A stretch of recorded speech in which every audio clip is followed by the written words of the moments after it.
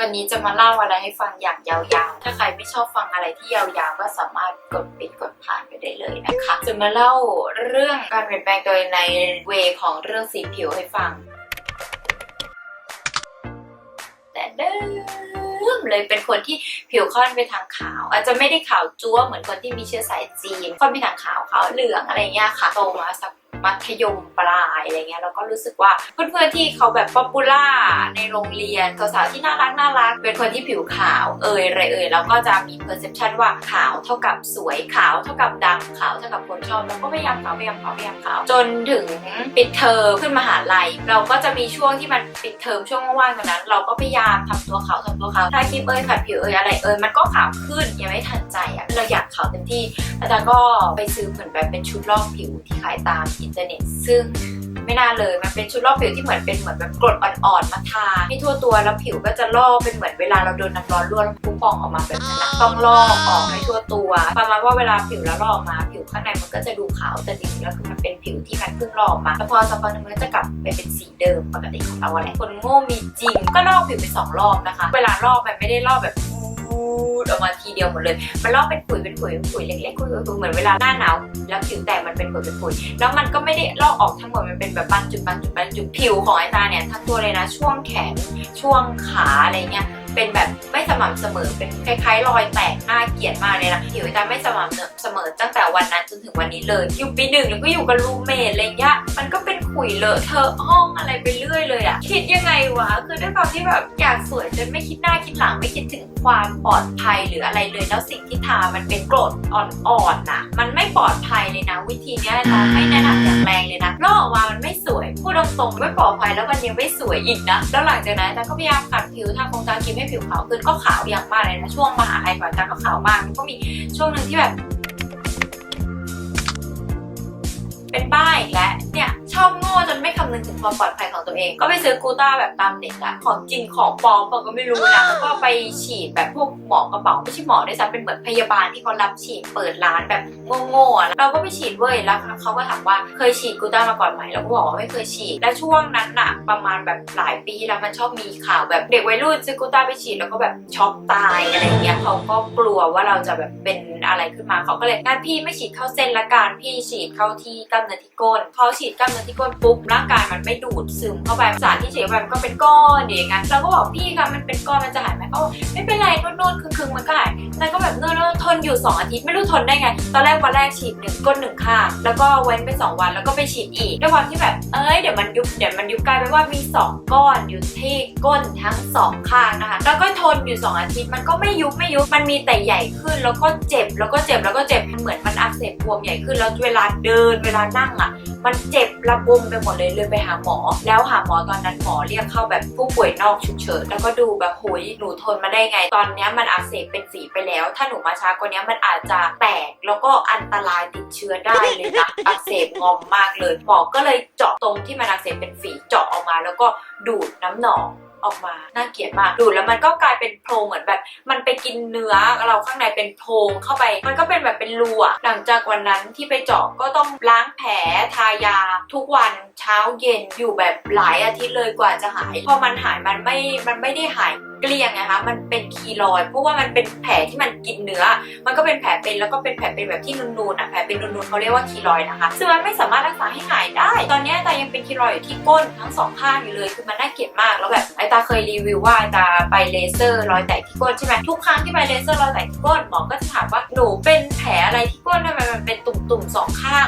เลยอะไรเงี้ยพุ่งตรงเราอายมากเราไม่อยากจะบอกหมอว่าหนูเคยฉีดกูต้าตอนวัยรุ่นนะคะคือมันแบบมันดูโง่อะเราก็แบบแบบเป็นแผลค่ะอะไรแล้วก็อะไรไปเรื่อยอะไรเงี้ยแล้วแต่ก็พยายามหาวิธีรักษาทาครีมคือมันไม่ช่วยอะไรแล้วอะแล้วพอมันนวลๆแต่ก็ไปปรึกษาคุณหมอที่ทำเลเซอร์เฟกเซลลดรอยแตกในตานี่แหละบอกว่ามันสามารถฉีดให้ตัวที่มันนวลๆอะมันเล็กลงมาได้แต่มันก็คือแค่เล็กลงแต่มันก็ยังเป็นรอยอยู่มันยังมีอยู่อะมันไม่ได้จางหายออกไปก้นทั้ง2 ข้างของตาก็ยังมีรอยแผลนูนอันนั้นอยู่แต่ก่อนก็เกลียดมันมากรู้สึกว่าฉันไม่น่าไปทำมันเลยแต่ตอนนี้ก็รู้สึกว่าทั้งรักทั้งเกลียดทั้งชังอะนะเหมือนเป็นสิ่งที่ ตือนใจแล้วว่าเราจะทำอะไรอ่ะอย่าไปนึกถึงแค่ความสวยนึกถึงแบบอันตรายที่มันจะมาด้วยนึกถึงด้วยว่ามันปลอดภัยไหมจริงๆนะเราเป็นแค่อักเสบที่ก้นแล้วข่าวก่อนหน้านี้ที่มันมีคนตายถ้าเกิดเราตายขึ้นมาจะเป็นยังไงครอบครัวจะเสียใจขนาดไหนแต่ว่าวันนั้นก็ผ่านมาได้แล้วก็ช่วงเรียนจบนะคะแต่ก็เรียนจบมาแล้วก็ยังผิวขาวอยู่แล้วก็จะพัดจับผูแฟนเป็นฝรั่งแต่ว่าตอนที่เริ่มคบกับเขาเนี่ยแต่ก็ยังผิวขาวอยู่นะแล้วเขาก็จะชอบพาไปทะเลไปเที่ยวทะเลแล้วเราก็เริ่มสีผิวเข้มขึ้นอะไรเงี้ยเราตอนนั้นเราก็ยังแบบเป็นกังวลมากอะไรเงี้ยเขาจะชอบชวนเล่นนู่นเล่นนี่เขาเป็นคนสอนในตาว่ายน้ำให้ตาว่ายน้ำเป็นเราก็เลยรักการว่ายน้ำมากแบบเล่นกลางแดดอะไรเงี้ยผิวเราก็เข้มขึ้นแล้วเขาก็แบบจริงๆแล้วเธอผิวเข้มก็ไม่ได้น่าเกลียดนะทำไมเธอถึงต้องแบบว่าหลบแดดทำไมเธอถึงต้องแบบเป็นกังวลมากขนาดนั้นมันไม่ใช่เป็นปัญหาขนาดนั้นเลยเธอก็ไม่ได้ดูแย่นะอะไรเงี้ยมาตั้งใจส่องกระจกดูตัวเองทีว่าเฮ้ยฉันผิวเข้มฉันก็ไม่ได้แย่ปะวะแล้วคือพอถึงจุดนั้นอะจุดที่เราออกจากสังคมความที่แบบสังคมขาวๆสังคมเด็กกรุงเทพเด็กบ้านรวยที่แบบลูกคุณหนูที่เราอยู่แบบเฮ้ยเราอยากสวยเราอยากแบบลูกคุณหนูแบบนั้นบ้างอะเราออกจากสังคมนั้นมาเรามาอยู่ในสังคมที่ผู้ใหญ่มากขึ้นสังคมที่มันกว้างมากขึ้นเรื่องสวยๆงามๆมันไม่ใช่ priority ในชีวิตอะเรื่องของการทำงานเรื่องของการพัฒนาตัวเองเรื่องของการแบบหาเงินเรื่องของการแบบมีความรู้เป็น priority ในชีวิตมากกว่าไปแล้วอะแล้วเรารู้สึกว่าเฮ้ยกูก็ดำแบบนี้กูก็อยู่ได้กูก็ทำงานหาเงินได้อะส่งเงินเก็บเงินให้แม่ได้แม่ก็ไม่เห็นจะด่าว่ายี่ดำอะไรอย่างนี้เลยอะไรเงี้ยถ้าเราดูแลตัวเองดีแค่ว่าผิวมันไม่ได้ขาวมากมันก็ยังดูดีมันไม่มีผิดไม่มีถูกเรื่องสีผิวมันแล้วแต่ความชอบแต่ฉันเข้าใจว่าฉันจะต้องดูแย่มากเลยถ้าฉันผิวคล้ำมาตลอดแล้วฉันก็ทำตัวหลบแดดเวลาไปเที่ยวทะเลกับเพื่อนเนี่ยไม่เคยได้เล่นน้ำก็จะต้องหลบอยู่ใต้ร่มตลอดเวลาไม่เคยได้ออกไปสนุกสนานเดินออกเจอแดดก็คือวิ่งออกไปถ่ายรูปนาทีเดียวแล้วก็ลอกวิ่งรีบกลับมาทาครีมอะไรไปไหนก็ไม่ได้เที่ยวต้องแบบใส่หมวกใส่แขนยาวถือกางร่มตลอดเวลาแล้วรู้สึกว่าแต่แบบบางคนพบตัวเองว่าเราเป็นคนแอคทีฟมากกว่าที่จะทำอะไรแบบนั้นด้วยเราชอบทำกิจกรรมกลางแจ้งเราชอบเล่นเราชอบปีนเราชอบว่ายน้ำเราชอบไปนั่นนี่อุ้ยมันสนุกมากกับการที่ได้ลองทำอะไรใหม่ๆไปทะเลกูว่า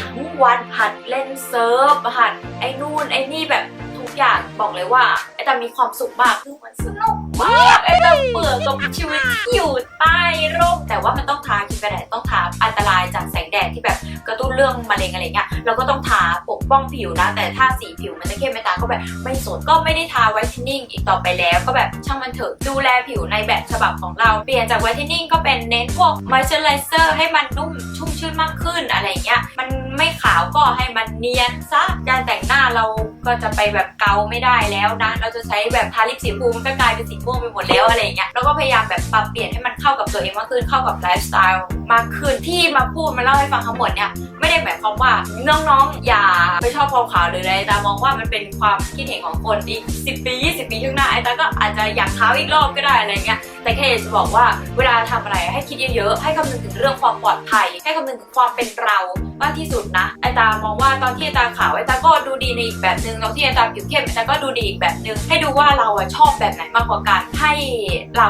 รักตัวเองมันไม่มีใครรักตัวเราไปมากกว่าตัวเราเองแล้วอย่าไปใส่ใจกับคนอื่นที่พูดไอ้ตาตอนเด็กๆจะบ่อยมากมึงเนี่ยสวยนะแต่ถ้าขาวกว่านี้อีกหน่อยเนี่ยจะสวยมากเลยอะไรอย่างเงี้ยแบบเฮ้ยกูขาวได้แค่นี้อะไรอย่างเงี้ยเราไม่สามารถเอาเข็มไปเย็บปากคนอื่นให้มันหยุดพูดได้ถูกไหมมันเป็นปัจจัยภายนอกที่เราไม่สามารถควบคุมได้แต่ปัจจัยภายในที่เราสามารถควบคุมได้คือใจของเราเองถ้าตัวเราเนี่ยยังไม่รักตัวเองไม่ภูมิใจในตัวเองอ่ะมันก็จะยังไม่มีความสุขเหมือนในตาสมัยก่อนนะแบบทำไมไม่ขาวทำไมไม่ขาวแบบมันยังไม่ขาวสักทีมันไม่รักตัวเองมันไม่พอใจสักทีมันก็จะหมกมุ่นอยู่แต่ว่าไม่อยากเจอแดดเลยต้องทาไอ้นั่นต้องกินไอ้นี่ต้องอะไรแล้วแทนที่ชีวิตเราจะได้ไปโฟกัสกับเรื่องอื่นที่มันมีประโยชน์มากกว่านี้เรื่องของการพัฒนาตัวเองเรื่องของการค้นคว้าหาความรู้การพัฒนาบุคลิกหรือการทำมาหากินแล้วก็มัวไปเสียเวลาแต่กับอะไรแบบนั้นนะไม่ได้อยากจะบอกว่าน้องๆต้องหยุดทำข่าวหรืออะไรแค่อยากจะให้มองให้กว้างขึ้นตาเข้าใจตอนที่ตาเป็นวัยรุ่นเราอยู่ในสังคมที่โรงเรียนสังคมมหาลัยมันก็สังคมประมาณเนี้ยแล้วก็จะเจอคนที่แบบ